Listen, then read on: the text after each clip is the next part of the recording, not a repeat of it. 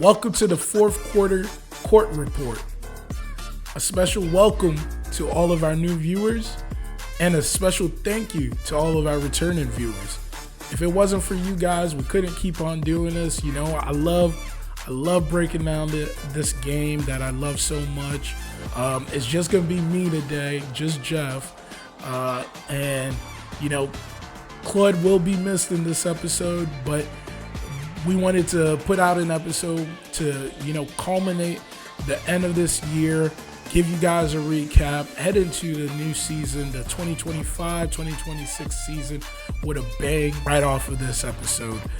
With that in mind, as you can see, there's some changes to our viewing experience for you guys. I hope you appreciate it. I hope this makes it a better experience for you. And if you have any things that you want to add that you'd love to see on the show, please feel free to let us know. Now, as I start and I go into our topics for today, our topics will be displayed at the beginning of these shows on the right-hand side so you can see, but also feel free to toggle through these topics right on the bottom of the page in our chapters, and feel free to start wherever you want to.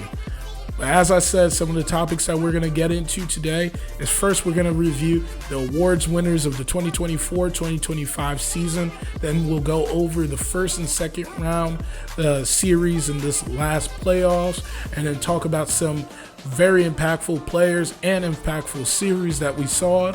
And then we'll go into the conference finals and the finals and go over the impactful players and series that we saw. And then we'll go into the draft. The draft a few days after the season ended.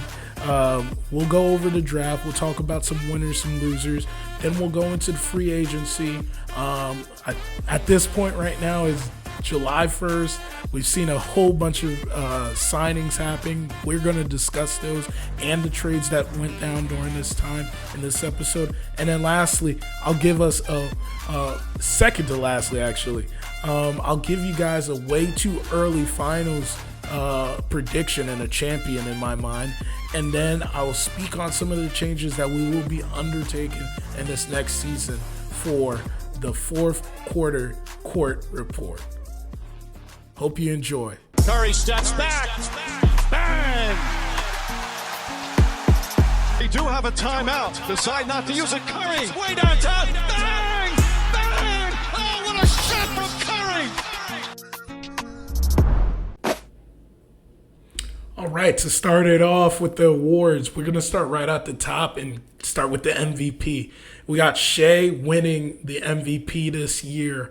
Now since the finals is long gone, we've witnessed a legendary season out of Shea this year. There's only been a handful of players in this glorious league that's been able to have an MVP scoring title and also a finals and then finals MVP within that same season. And Shea gets to etch his name as one of those players. He was the most deserving in my mind to win this award this year. He put the team on his back, being able to carry a team, leading them to 68 wins this season, right? The man was averaging 32, 5, 6, and a block a game, man. Like, you really can't complain with who they chose for the MVP this year.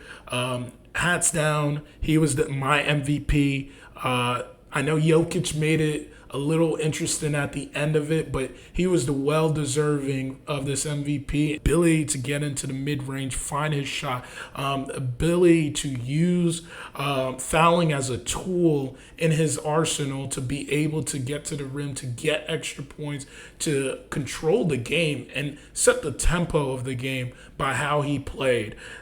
This alone just goes to show what he has become as a star player in our very league. And honestly, this one championship that we've seen him win to this year, I don't know, man. It just feels like we're starting to see the beginning of something for him and this OKC team. So, like I said, well-deserving that he won this first MVP, and congrats to him on winning it. All right. Following that, we'll go over to Coach of the Year, Kenny Atkinson. Kenny Atkinson led the Cavaliers to a 64-18 record in this season. They started off the season 15-0. In his first season as the full-time head coach of the Cleveland Cavaliers, he was able to galvanize this team and their offense in such a way that they weren't able to do. Ironically, someone that was going for the award as well, JB Bickerstaff, who did an amazing job as well in the Pistons, was never able to quite get this Cavs team to play on the offensive side the way that Kenny was able to and implement a system. Unfortunately, they weren't able to make it that far into this playoffs. They were stopped by Pacers in this playoffs, but I'm really happy for Kenny for winning this award. Well deserving. I have my own personal ties to it. Kenny started his career as a head coach with my Brooklyn Nets. Seeing what he was able to do and galvanize those guys around, he deserved to continue to have a shot. But for unforeseen reasons, he was out of Brooklyn, right? But he took that time. He even spoke about how that time being able to go back into the assistant role, work with Steve Kerr, grew him as a coach. And ultimately, we saw that this year with him winning this award. And again, I want to congratulate Kenny Atkinson on winning the Coach of the Year. Next, we got, for the Rookie of the Year, we got Stephon Castle. Came into this season very strong. He made it very clear, honestly, that he was looking for that Rookie of the Year award very early on. The way he was playing on both sides of the ball with the San Antonio team. Obviously, you have Wemby go down during the season. You hate to see that, but I mean, this was the silver lining in that second half of the season, was being able to see Stephon Castle. I'm not even going to lie. At the end of the season, we did see Reese Deshay, and you can see it. I'm going to scroll down here so you guys can see it. Reese Deshay made it a real close race at the end of the season, the way how he was popping off at the end of the season. So, even Jalen Wells, he was shocking us early in the season. Kind of obviously had the season-ending injury where I think it was because he landed on his hands when he had that awkward fall, and that led him to being out for the rest of the season. So all three of these gentlemen well deserving of this award, but I'm happy to see that Stephon Castle won this award. And like the headline said, man, the San Antonio Spurs take the Rookie of the Year 2 years in a row. And honestly, they got a good chance at taking it 3 years in a row by having that second overall pick and being able to pick up Dylan Harper. They might be the first team we see back to back Rookie of the Years. And if that's the case, man, it's only going to get crazier out west. So again, I say congratulations to Stephon Castle, and best of luck on this next season. Next, we got Evan Mobley winning the Defensive Player of the Year. To some, this was a shock. To me personally, once Wemby went down, I thought there was only one name that could win this award, and it was always going to be Evan Mobley in my mind. One of the guys anchoring the Cavs defense.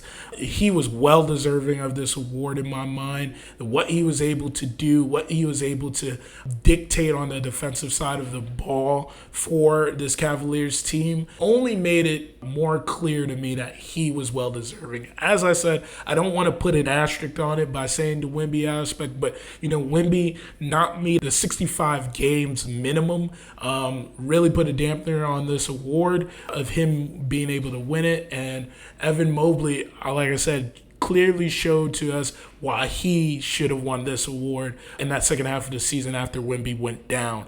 I don't think, for me personally, I never had Draymond winning this award. Obviously, he did a lot for anchoring that Golden State defense. He's done that over years now. And is there an argument he should have more DPO-wise? Yes, but in this case, I didn't think this year was that year.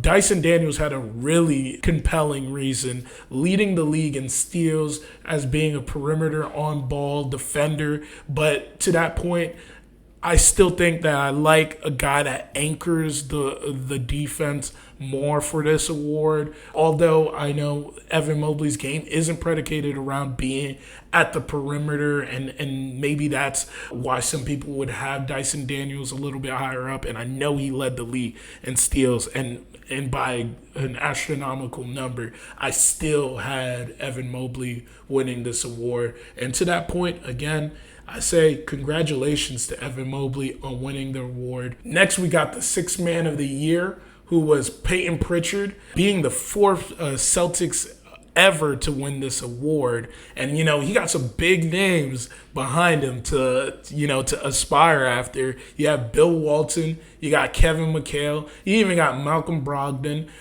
When Peyton Pritchard actually won the award, he mentioned how he was there when Malcolm Brogdon won the award. So, it means a lot to him to be able to win this award. I think it was pretty obvious in the highly motion offense that the Celtics had, having a guy like this off the bench, being able to be that burst of energy and continue with that barrage of threes that they were laying out all season long. It was clear that he was going to win this award. And I don't think I even have that much to say beyond that. I really don't think it was a race when it came down to it of who I really would like better for this award. Although Malik Beasley, he took a bet on himself. I gotcha. But I'm playing. Malik Beasley did take a bet on himself, no puns intended, and really did showcase on Detroit how he could be impactful for that team as the sixth man. But when you look at the award, you look at what the classification of what this award's about, I think Peyton Pritchard could not have made or had a better season symbolize what this award means. And because of that, I want to say again, congratulations to him for winning the Sixth Man of the Year. All right, then next we got the Clutch Player of the Year. I think it was pretty easy. It was pretty obvious. It was going to be Jalen Brunson. The dude has been, as they say, the Brunson burner the last couple seasons. This season specifically, like what we saw in the playoffs, what we saw from him in the regular season, this is a guy that you could count on when there's less than 2 minutes left in the game. If the Knicks are in a game where they're down by 5, they're down by 10, and we're getting into those last 90 seconds of a game, I'm scared if I'm the opponent, because you know what Jalen Brunson could bring to this team. And for that, it's obvious that he was well deserving of this award.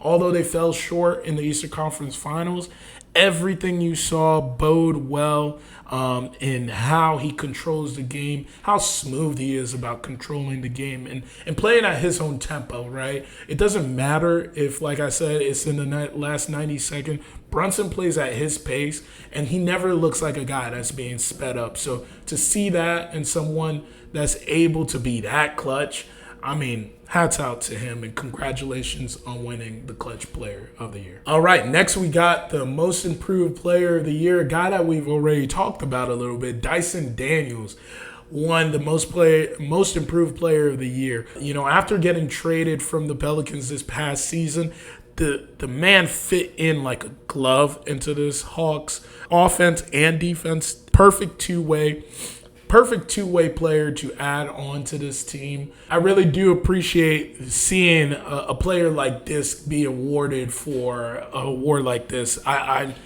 Cade got some votes, and then you had Zubac. I really do think that Zubac made it very interesting. There's a world where he could have won this award too, in my mind. Not as much for me about Cade. I'm against first overall picks winning the Most Improved Player. It's just, for me personally, being picked that high in the draft, it doesn't make sense that they would get this award. The point progression that he got from that jump of leaving the Pelicans to coming to the Hawks to seeing an 8-point jump, an 8 points per game jump, seeing a 2.7, I believe, or 1.7 rebound increase, assist increase, and then obviously he led the league in steals. This is only boding well for the Hawks, and man, like we'll get into this later, but the Hawks look like they're primed for a really, really, really bright future, and this is one of the reasons why. So again, congratulations, Dyson Daniels, on winning the Most Improved Player. Lastly, the Executive of the Year. I don't know how this man has never won this before, but it took till 2025.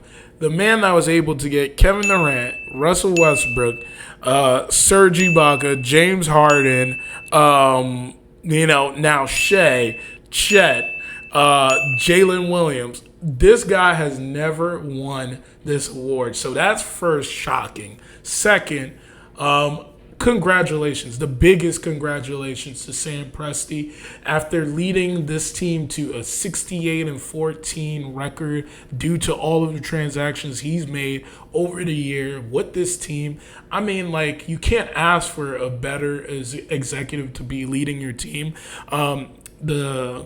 The Thunder going into this offseason led the league in the amount of draft picks that they have for the future. That's crazy to first think, and let that simmer and sit in your mind. Like, the team that just won the championship has the most picks in the next 7 years. That is crazy to think. And they're an under the cap team right now. Obviously, I have to do some shuffling. I know they just re-signed Shea, so I might be wrong about that. But just thinking about the position that they're not deep in the first apron. They're not deep into the second apron. This is a team that still has so much financial flexibility with what they can do. That's only possible when you have a amazing executive at the top of the helm, and Sam Presti. I don't think we can ask for a better executive on a team. Another one of those San Antonio pedigree guys in the front office, and it's clear, it's showing, and again, congratulations to you, Sam Presti. All right, and now we move on to a few of the series that stood out to me and some of the players that stood out in those series in this playoffs. As we mentioned before, and we congratulated the Oklahoma City on winning their first championship in Oklahoma City history. Obviously, they used to be the Supersonics. They've won the championship before, but this is the first one that they get to hang up for Oklahoma City specifically. And again, a big congratulations to everyone from 1 to 15 that was able to help them carry this Larry O'Brien this season.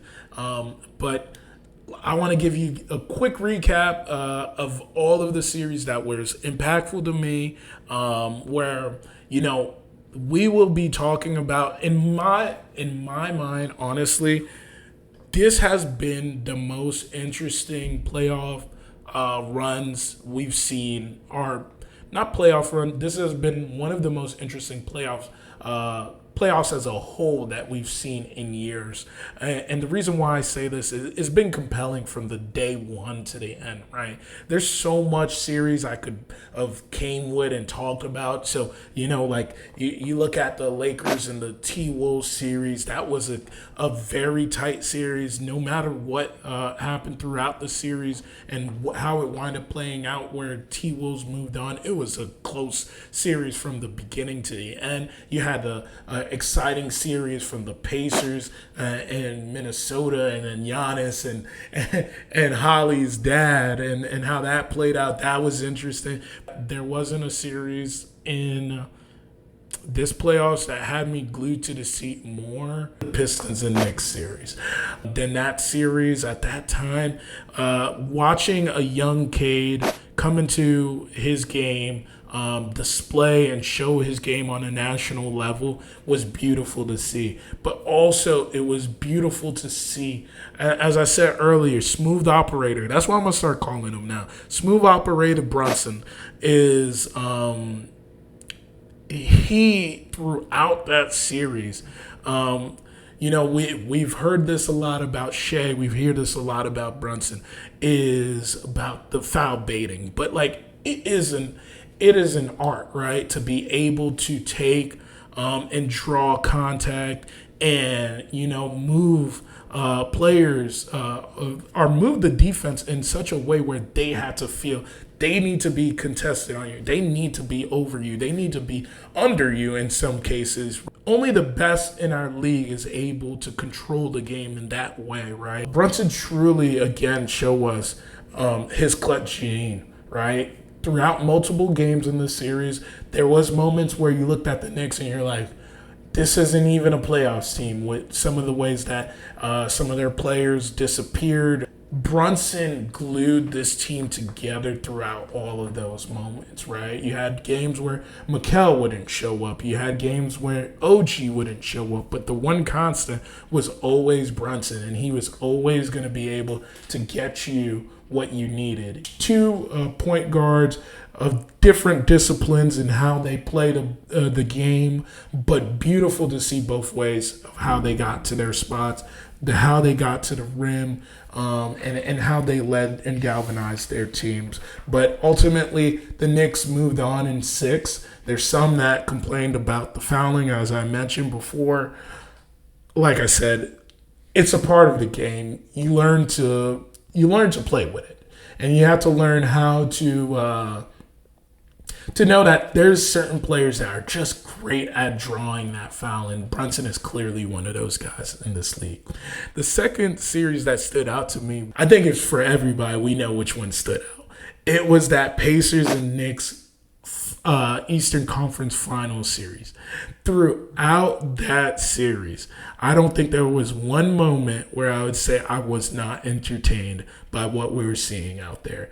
From the Game 3 by Cat, from the Game 1 that we watched, Neesmith hit 14 points in a row to put the Pacers back into the game.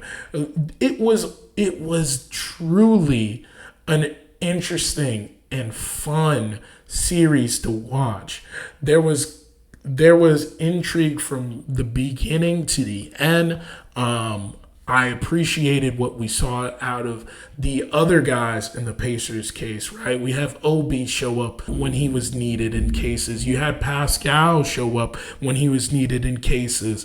That honestly is where I think is the difference in that series was and lied. We've had some games, I believe it was Game 4, where Mikal Bridges, or Game 5, where Mikal Bridges put up 24-25, and he showed up as well. But we needed more of that. We also needed the Knicks to lean in on more guys. And then I believe Game 5 was the game we got to see Wright, and we got to see Landry Shamet come and make play impactful minutes in this playoffs after not being asked to, really be a big part of this rotation throughout this season. To see two guys, end of the bench, cold as hell, come into the game and literally light a spark for those Knicks was really refreshing to see. And I was happy to see that in this series when everyone was doubting Tom Thibodeau being able to lean on his bench in that way.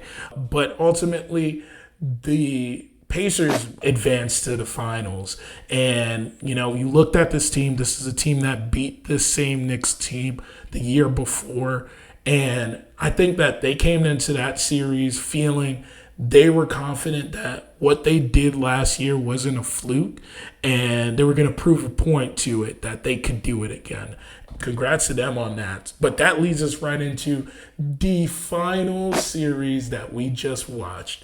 Again, like I said, we couldn't ask for a better finals to culminate a great season all around. This 2024-2025 season has been marvelous all around. Game 1 starts with the Pacers looking like a fish out of water. They were not showing us in any form or fashion that they were even going to be able to compete with a team like OKC in that first game for the first, I would say, 46 minutes. And then something like they always stayed close. And that's always something I loved about this Pacers team and this run is you keep them in the game. Honestly, they're liable to do whatever, right? And that was the beauty of watching what we watched them undertake this year. They were able to, in that last 2 minutes, pull together, keep the lead close, and then just pull in. And to that last shot, you have Holly come off his right side, take that shot from about right underneath the 3-point to end the game, to call the game at that moment. I don't think we could have asked for any better way to start an NBA Finals than that game. They go home. They go to game 2. OKC flexes its muscle and wins that game. You go into game 3. Pacers take game 3. Now we're looking at a 2-1 series. Pacers are confident. They are believers that they could win this series now. And I think that was a beautiful thing to see out of this team. It was beautiful to see how much the city on both sides of it embraced their conference finals champions being in this finals. And they really just gave it their all, both teams, and then their fans made sure everyone heard it as well. So you go into it with Reggie Miller on the sideline wearing former teammates' jerseys. It was a beautiful sight to see throughout this series. But you get to game 4, man. And again, like I said, the 46-minute rule. We go into that 12 minutes left in the game. I think everyone felt at that point we were looking at the Pacers were about to take a convincing 3-1 lead in this series. And it almost looked like they had a chokehold on the series, and we were looking at the first championship to ever happen for the Indiana Pacers. And then Shea showed us why he won the MVP this year. He completely took over in that fourth quarter, I believe putting up 15 points or 14 points in that fourth quarter. OKC desperately needed him to put them on his back and just carry in that fourth quarter. And that's exactly what he did. And it was very, very fun to watch. You go to game 5, OKC takes game 5. You go to game 6, Pacers takes game 6. Now it's a 1-game series. And you're looking at it in this perspective. Everyone's hyped. It wound up being the most watched game in the finals in the last 7 years.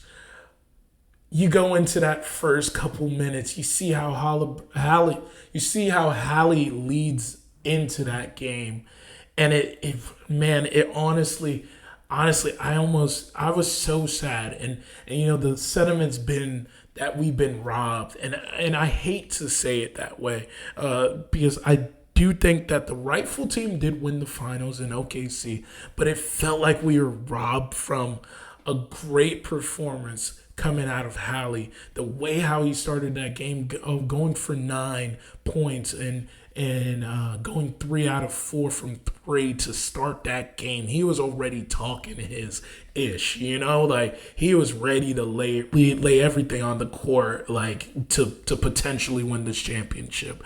To that same point, to watch him in the same, it just for me personally felt so eerily similar to 2019 when KD went down, almost to a T. How confident the Warriors came into that game when KD came back, how KD looked in those first couple minutes to then go down. It felt so similar, and it just it kind of ripped out the hearts of the Pacers. The Pacers kept it and made it a game for most of that first half. And then things just started to unravel in that second half. And OKC clearly started to show us why they won 68 games in this season.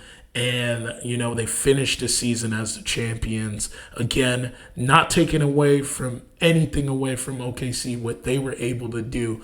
But it did feel like we were just robbed of a great finals moment. But honestly, throughout this series, throughout the playoffs, throughout this year, I will say, I probably will put it hands down the most interesting playoffs, the most interesting season that we've had in, I would say, about 10 years in my mind. All right, next we go into the draft. The draft is now a 2-day event, which started on June 25th and the 26th. I got a couple winners and some losers. I apologize. But yeah, we have some winners and some losers. I'm going to start off with all of my winners, and then I'll go into some of my losers with an asterisk to some of them. But I'll start off with the winners. So the obvious winner in my mind is clearly the Dallas Mavericks. Dallas being able to go into this offseason, being able to win the lottery and select someone that I would arguably say is going to be a generational player when he makes it to the league and is able to play a game with Clay, with AD, with Kyrie. The team, in my lifetime, I've never seen a player get placed in a situation like this. It seems so emblematic of what Magic was able to walk into in 1980 with that Lakers team and wind up eventually winning the championship.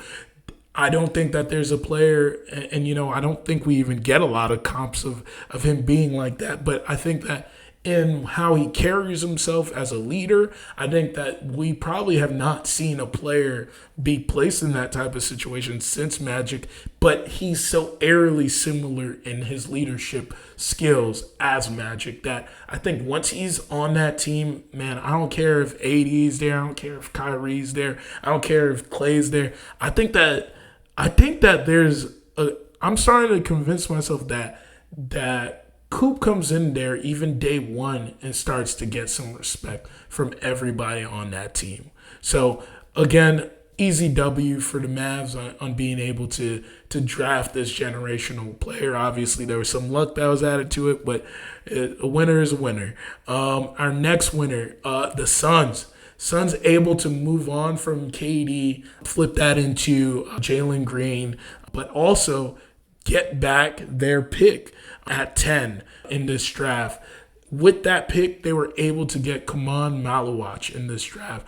I think that was such an impactful thing to happen for them as they start to navigate what the future looks like with this team. Who knows what they're able to do with possibly getting off of Bradley Beal's contract, stretching it as we just saw with this past week. With Damian Lillard getting his contract stretched. Maybe the Suns look at it that way. They will take on the dead money for a couple of years and give them the more flexibility to construct this team around Devin Booker and all of these new pieces that they were able to garnish. But they're another one of my winners. And then my last, I think this is my favorite team that I would say winners-wise out of this draft is the Hawks. Not only able to bring in a guy like Asa Newell in this draft and add him to their team, this is a guy that I think considerably slid, and I thought that he was someone that actually could have gone a lot higher. I'm not saying lottery per se, but fringe lottery was definitely somewhere I had him being selected, but he found his way to somewhere that he's not too far from. He played on the University of Georgia this past season, but being able to get him in this draft was something that I really, really am happy for them to add to the depth that they brought in over this offseason, bringing in KP, being able to now bring in Nikhil Alexander-Walker. These are all guys that I think is going to just make the transition that Newell will be making in this season a comfortable one for him. And then to add to my loser and transition from the winner to the loser is they were able to move off of that 13th pick, which gave them way to getting to Asa Newell, and get a 2026 unprotected pick from the Pelicans next year. Obviously, as we know, and as I transition to my first loser, who is the Pelicans, moving an unprotected pick with an unclear future like the Pelicans have is a very interesting decision to take. And, you know, you can only hope for the best that the Pelicans made the right decision in doing this and moving up and getting Derek Queen. I actually am pretty high on Derek Queen, but still, I think there's a lot of question marks on this roster. And if Zion's gone for some part of this season, which we've seen in the past, if Jordan Poole isn't able to turn in to Jordan Poole, more of the Warriors Jordan Poole than the Wizards Jordan Poole, we could really be looking at the Hawks are set for a lottery-bound pick next season. My next loser, that is a technicality for me, and you know that everyone wanted to hear this. I'm sure everybody was expecting me to say that they ain't that much of a loser. But the loser in my mind is the Nets, but it's not because they chose all 5 picks. It's more that the Nets did not take an aggressive stance to move up. With all of the communication and the conversation that was built around Ace Bailey, I do think that the Nets could have capitalized off of that. It would have been a perfect centerpiece to start the rebuild with, but they've chose to go elsewhere by the numbers, playing the numbers game in this case. The Nets have said that they love everyone that they've chosen at those picks. Choosing at 8, they got Yegor Demon. You have at 19, Nolan Traore. At 22, they got Drake Powell. At 26, they got Ben Saraf. And then at 27, you got Danny Wolf. That's a starting lineup. But, you know, for what everyone else is upset about to why they're a loser is the Nets picked up 3 point guards in this draft. For me personally, I think that these guys, where they are, their skill sets, they're being in a positionless basketball period or era. I really don't think that that's that much of a problem. I think as many playmakers you can get on the court and can be versatile in what they do, I don't think that that's a bad thing. I just think that they could have took a bigger swing, been more aggressive, and gone for one of the blue chip guys in the top of this draft.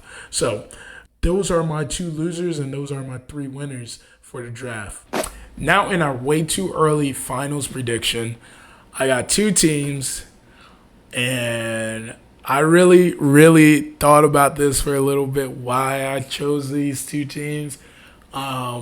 Honestly, I love what they've done in this offseason. We didn't really talk a lot about what they did in this offseason, but as I go into those 2 teams, I will then go over this other team's offseason a little bit and why I like it, but ultimately who I will choose to win the championship from there as well. So in my prediction, I got the Rockets and I got the Knicks in a rematch of the 1994 NBA Finals. And, you know, as I mentioned, both of these teams are having a pretty impressive, one is having a more impressive offseason, but I would say that what the Knicks are also doing in this offseason has been very helpful for them rounding out this roster, adding a Yabusele, adding a Jordan Clarkson. You know, these are not pieces to just poo-poo against. I still think that the Knicks can if they could go after a playmaker to be a secondary point guard off the bench when Brunson needs a couple minutes, I think that would be the last thing that I would want the Knicks to target in this offseason. But I really do got these two teams going to the finals, and I think that these are the two teams.